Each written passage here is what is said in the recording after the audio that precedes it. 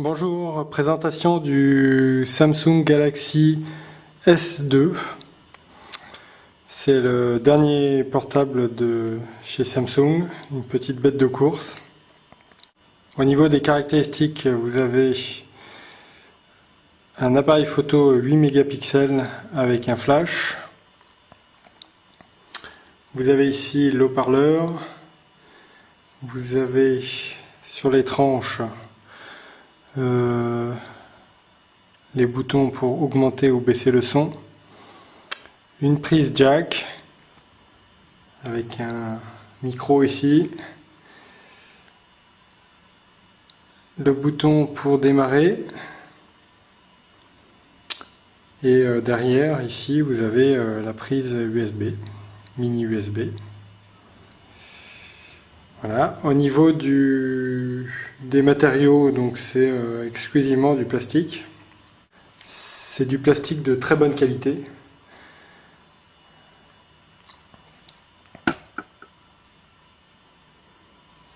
Au niveau des caractéristiques techniques, donc l'écran est un écran de 4,2 pouces, ce qui fait que c'est un des plus grands écrans présentés sur les portables actuellement. Vous avez ici devant une petite caméra qui fait webcam pour la conférence. La résolution 800 par 480. C'est un écran Super AMOLED Plus, ce qui était un gros point fort de l'appareil. L'autre point fort, c'est sa taille. Au niveau de l'épaisseur, c'est vraiment minime. Donc malgré l'écran de 4,2 pouces, il se tient très bien dans la main.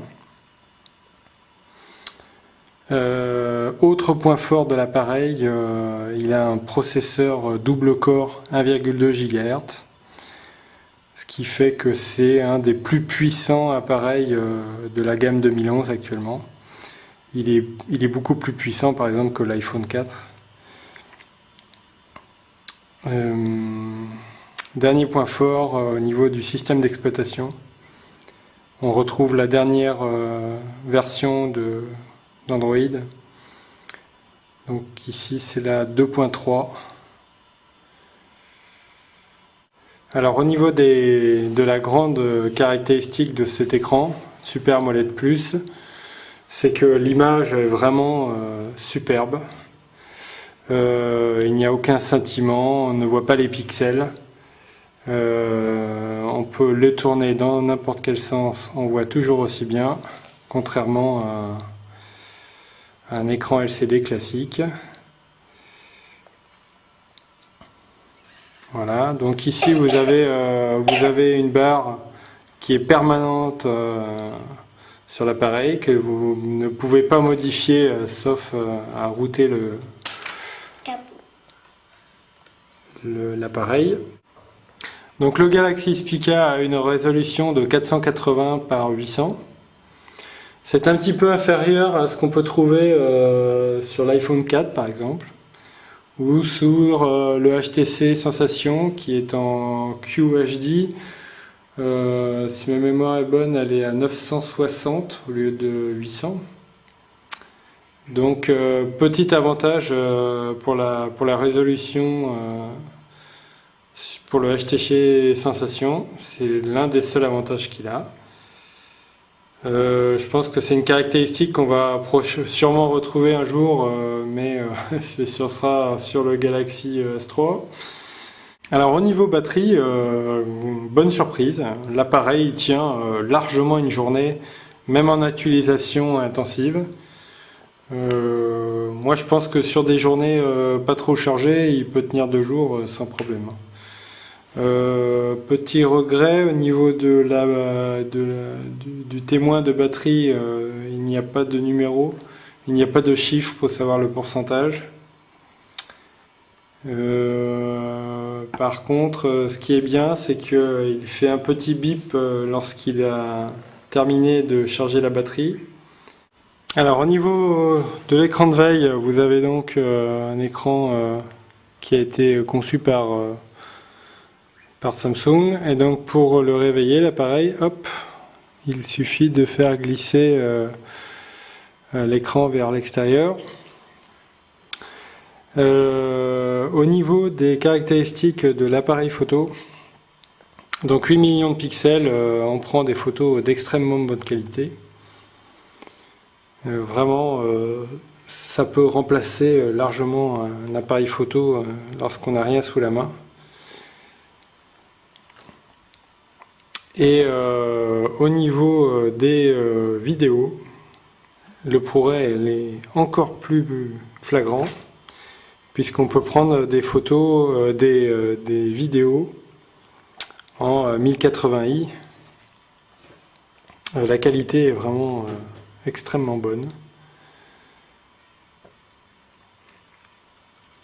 Alors là, j'ai un petit film que je peux vous montrer. Voilà.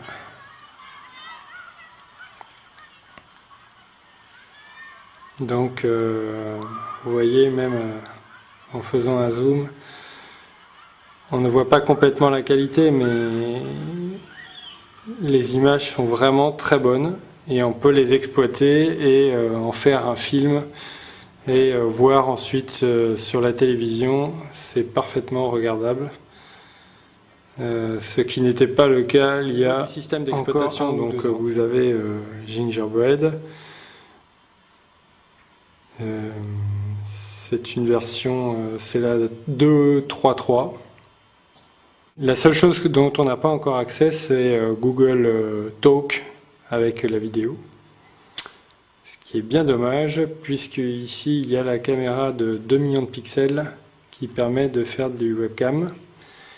Donc étant donné que Skype également n'est pas décidé à mettre encore la vidéo disponible pour Android, moi personnellement j'ai opté pour Tango. Donc je peux faire avec Tango du chat vidéo. Ça marche parfaitement avec un iPhone. Donc on peut faire du chat entre un portable Android et un iPhone et ça marche parfaitement. Alors au niveau de la barre de notification qui est classique chez Android et d'ailleurs qui a été repris maintenant par iOS X dans la version 5 qui a repris complètement le concept. Vous avez ici la barre qui vous permet d'allumer le Wi-Fi, le Bluetooth, le GPS, le son et la rotation automatique, ce qui est bien pratique. Moi personnellement j'utilise Task Killer. Vous voyez qu'il y a beaucoup d'applications ouvertes malgré que je n'ai quasiment rien fait avec l'appareil. Et malgré cela, ça ne génère pas de ralentissement sur l'appareil. Donc on peut se débarrasser rapidement des applications qui sont inutilement ouvertes. Donc vous pouvez créer également des dossiers. Donc sur les dossiers, vous avez, comme sur iOS X, les petites icônes des applications qui sont visibles. Et vous avez également un petit chiffre en haut qui vous indique le nombre d'applications qu'il y a dans le folder. Donc là, par exemple, il y en a 14. Voilà.